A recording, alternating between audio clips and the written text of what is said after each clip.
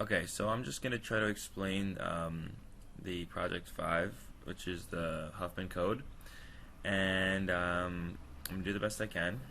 So let's just go over what are the different functions that we need to use and what they do for this with this in particular. I'm assuming that you have like an idea of what they do, and you have the code, some code to look at.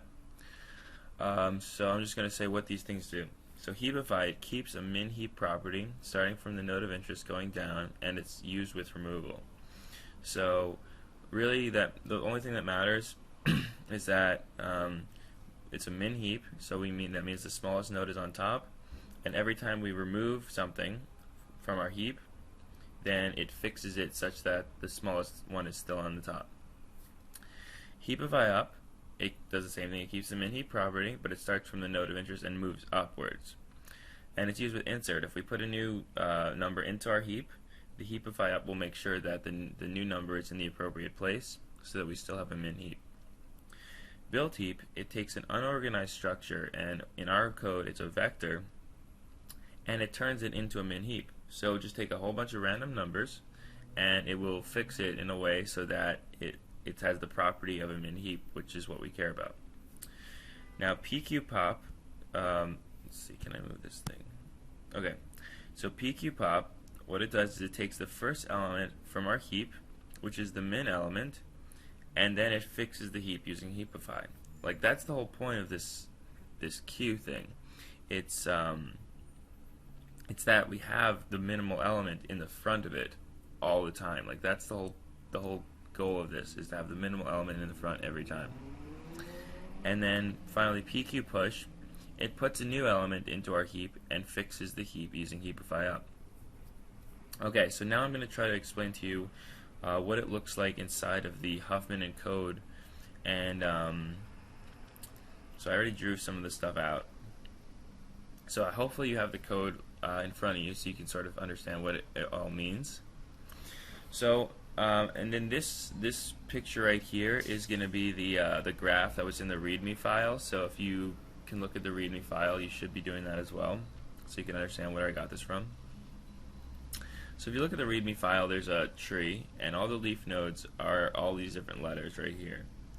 And so we created a map. So the indices are like letters like this, and then the data is the frequency. So it's like a frequency table for the letters. So we have 8 S's, 4 D's, 2 B's, 0, 3 O's, and 1 5, and etc., etc. So we have this frequency table, right? Then what we do is we create an array of nodes, and we fill it, and we create it twice as big as the frequency table, and then we fill it with the left and the right. So we have S, so we have like the symbol and the weight, so we fill those up into each of these different indices. Okay? Then what we do is we create a vector of pointers. When I said pointers, I'm just saying like this 0 points to whatever in this address right here. So we fill up the vector of pointers with all these nodes right here. So we can notice that they're not in any particular order. So there's 8, 4, 2, and we care about the weight also, by the way. So it's 8, 4, 2, 3, 5, 1, 2, 3, 6, 8, right? And so then what we're going to do is we're going to so we have this in order, right? So what we want to do with this vector is we want to actually we want to turn this into a heap so that the order is like, we have F1, so this one should be in the top, right? And then this should be like below it, and so on and so forth. Now, pretty much the only thing that matters, again, is like whenever we build a heap, is that the top one is the lowest one. Like, that's really all we care about. As long as that happens every time, we would probably be happy, I think. So so once we get this vector, we're going to call our build heap. So it's going to turn the unorganized structure into a min heap. Okay? So I'm just going to guess what it might look like, okay? Because I'm not going to like actually do the math. So we know that the F1 has to be in the front. So I'm just going to put the index 5 in the front.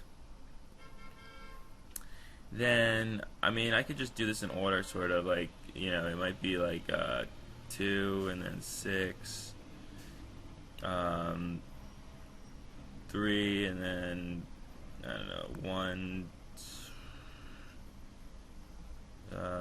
I'm probably messing this up a little bit. 7, whatever. It doesn't matter after this really. So 8, 9. So what did I forget? 0, and then I forgot 4. Okay, so this is in perfect order, but you notice that 5 is the 1, right? And then 6 is the 2, right? So and even this 2 doesn't. Sorry, this 5 is the 1 and 6 is the 2. But what's 2? 2 is also the 2, right? So remember, 1 is the, or 5 is F1, right?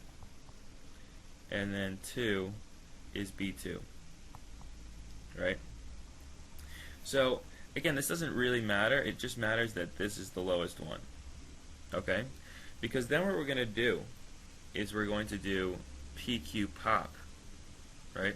We're going to do PQ pop, so that takes the first element from our heap, which is the min element, fixes the heap using heapify. So it fixes the heap using heapify. So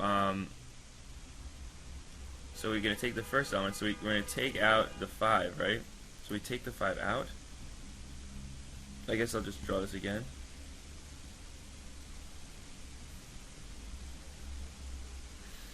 Because so what we're going to actually be doing, just to let you know, because we're doing Huffman, right, is we want to take the 2 smallest elements and combine them together and get the biggest one. So we're going to call PQ pop twice, right? So we're going to have, the F1, and then we're going to have, like, let's just say like the B2 is the next one, right? So then we're going to call PQ pop twice. So we get F1, and then we'll get like B2, right? So then our vector is smaller, right? 1, 2, 3, 4, 5, 6, 7. I guess it's a little big.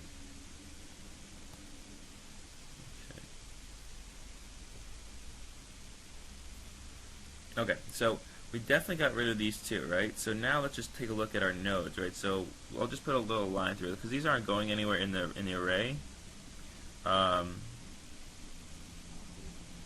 But we're using them for our tree. So the array doesn't change really. That stays there.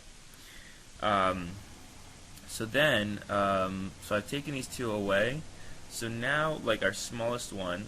So when we done pop twice, like the smallest one should be like 6, right? So this E2 is 6. So I'll just write it like the 6 will be in the front, and then let's see, we'll have like 3, and then 7, and I really don't care about the rest. So like 1, 0, 4. No, there's no 1. No, yes, there is 1, 0, 4, and then 8, 9. Okay, I think I got it all. Alright, anyway, so that doesn't really matter. So it's fine, right? So I've taken these 2 out, right? So the whole thing is once you take the 2 out, then you're going to turn these into another one. We're going to create a new node. So we're going to create a new node.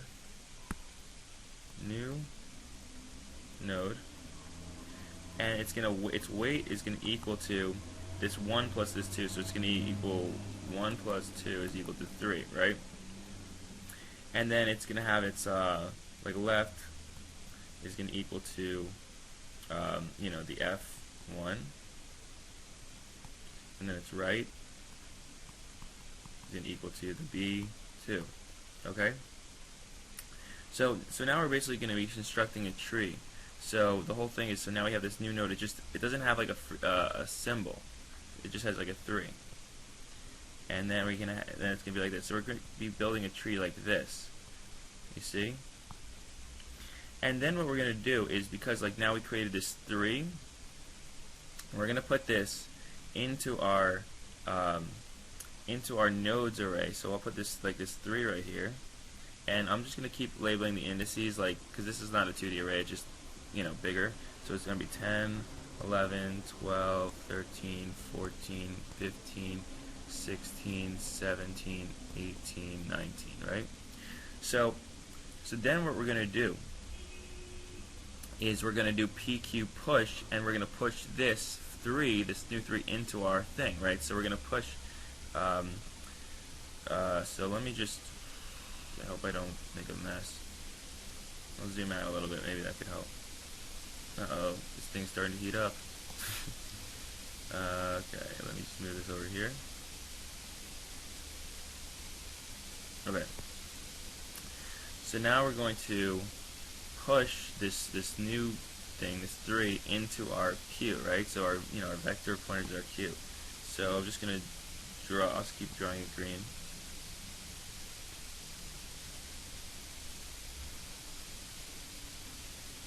Okay. So now let's just look at this again. We have to, when we do the PQ push, right? It puts a new element into our heap and then fixes the heap using heapify up. So it's gonna fix it, but since we're putting 3 at the end, it has to move it upwards, right, to get it to the right position.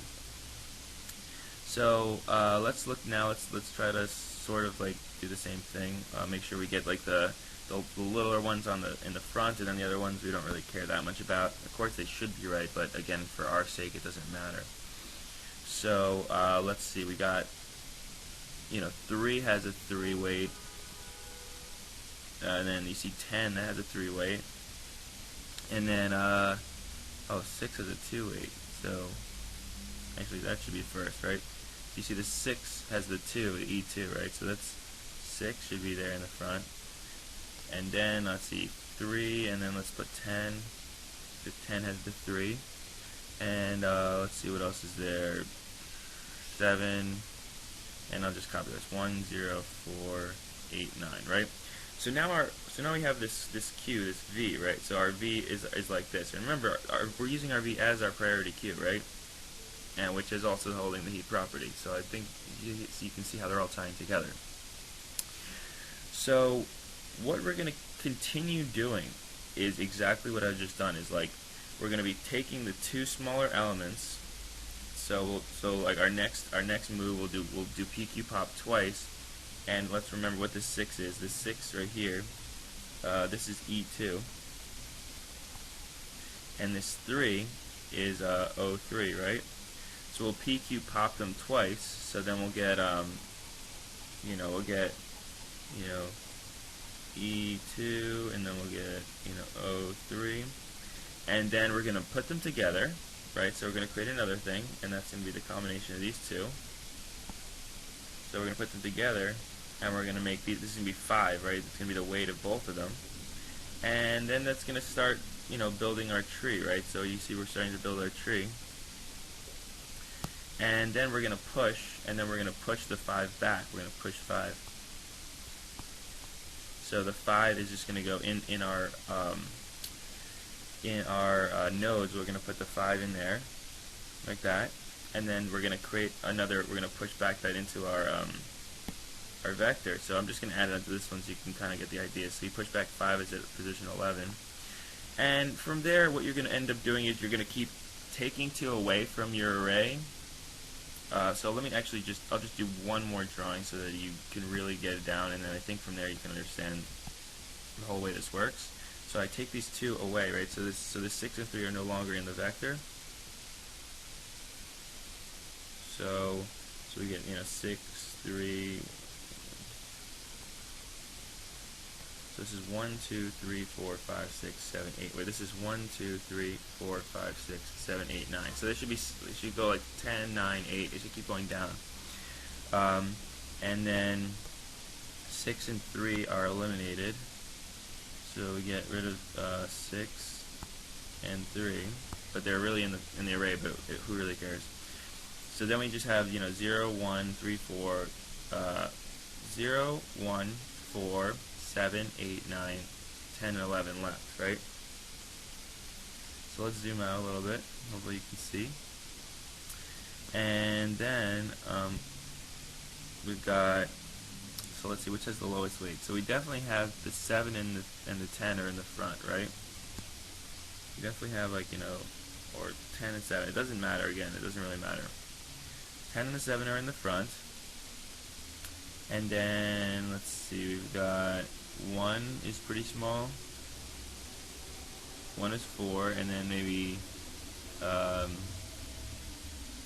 11. 11's 5. 11 is 5, and then from there, we don't really care. Whatever, 0, 4. Let's see, 8 and 9. Okay, so that's it. And from there, you can see like the two smallest elements right here. The 7 is going with the K3. 7 goes with the K3, right? And the 10, it just goes with the 3, right? Because remember, that's part of the node. So we're going to be attaching this node. You see this 3 is going to be attaching to the K3.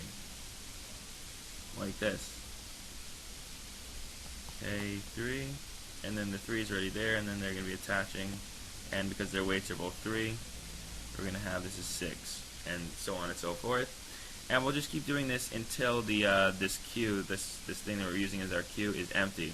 And then once it's empty, that means we have our whole tree, and then we're going to have our Huffman tree. And so that's pretty much it. So hopefully you can understand this better now that we've gone through all this stuff. Alright.